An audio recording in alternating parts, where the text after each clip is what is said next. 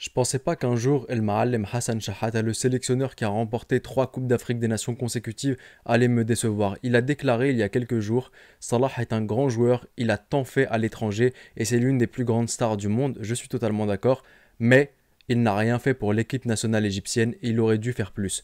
Alors je suis d'accord avec le fait que Salah aurait dû faire plus pour l'équipe nationale égyptienne, mais il n'a rien fait pour l'équipe nationale égyptienne.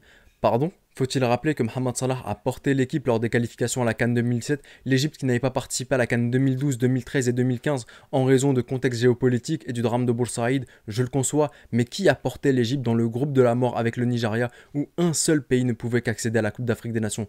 Qui a porté l'Égypte durant la CAN 2007? Passe décisive pour Abdallah Saïd contre l'Ouganda lors de la deuxième journée, coup franc rentrant contre le Ghana lors de la troisième journée, contre le Maroc, il y avait eu un plan anti-Salah, il n'a pas fallu attendre Vaïd, Hervé Renard l'avait mis en place et on a libéré des espaces pour d'autres joueurs, notamment Trezeguet. Il a aussi eu l'impact pendant le match.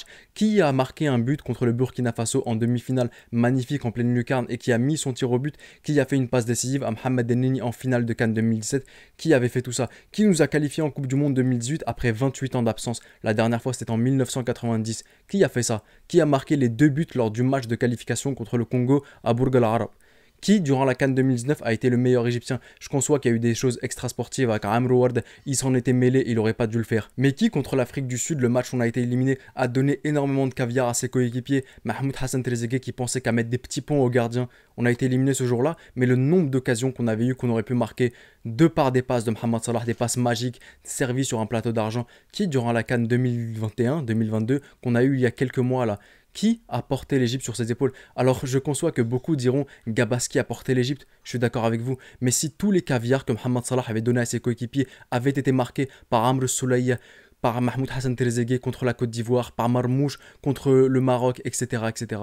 Est-ce qu'on en serait arrivé au stade des tirs au but et où Gabaski aurait dû briller? En phase de groupe, Carlos Queiroz le fait jouer buteur. Le deuxième match, il le remet à sa place. On voit immédiatement la différence. Il marque un but salvateur. Le troisième match, bof, je ne l'ai pas trouvé très très présent et il était même critiquable. Mais ensuite, contre la Côte d'Ivoire, le nombre de caviar qu'il a donné à ses coéquipiers, comme je l'ai dit, à Amr Soleil en face à face qui rate, à Mahmoud Hassan Trezeguet qui a raté plus d'une occasion. Il marque ensuite son tir au but qui nous emmène en quart de finale. Contre le Maroc, il marque son but. Il y avait eu un plan anti-Salah, mais lorsqu'on l'a libéré ne serait-ce que 2 secondes, c'est un but, c'est une élimination de Aguerd, c'est une passe tellement millimétrée. Il sait que ses coéquipiers ne savent pas marquer lorsqu'il y a un gardien, alors il a fait en sorte qu'il n'y ait plus du tout de gardien et que Trezeguet marque son but. En demi-finale, on peut lui reprocher le fait qu'il a raté un face-à-face contre Nana et que grâce à ça, on n'aurait peut-être pas eu à aller en prolongation ni en tir au but et qu'on aurait eu les jambes plus fraîches pour la finale. En finale, il n'avait absolument rien fait malheureusement et ça je le conçois, comme un peu toute l'équipe égyptienne. Alors Mohamed Salah n'a rien fait, aussi les qualifications au mondial, le barrage contre le Sénégal,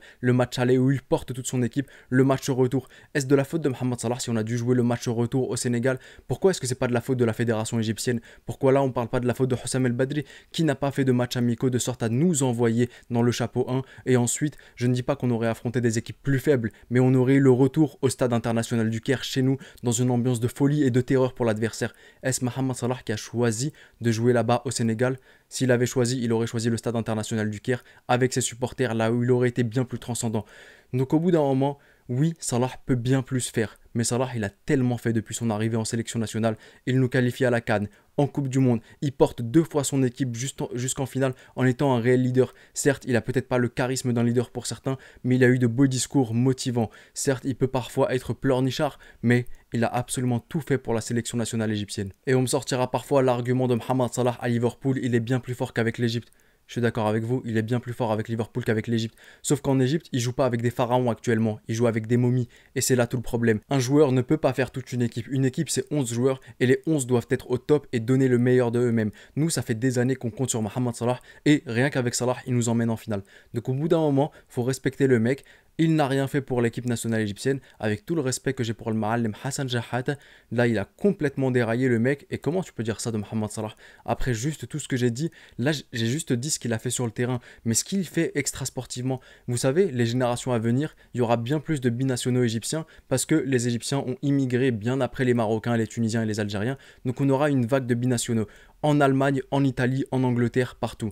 Et vous savez, je regarde les interviews de ces jeunes et qu'est-ce qu'ils disent? Ils disent: je rêve de pouvoir jouer l'Égypte pour jouer aux côtés de Mohamed Salah une Coupe d'Afrique des Nations. Le mec, rien que par son aura et par ce qu'il fait, il donne envie à des jeunes futurs binationaux de venir jouer la Coupe d'Afrique des Nations à ses côtés. Donc déjà, le mec, il fait sur le terrain pour son équipe nationale et il nous ramène des binationaux venus d'Allemagne, venus d'Angleterre et d'Italie. Que faire de plus?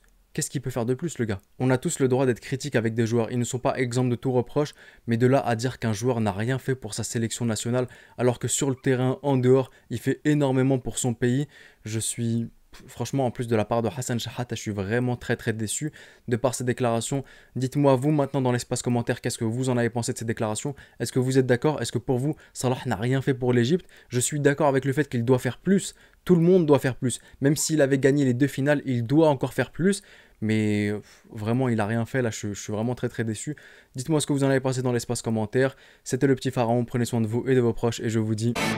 Arrivederci.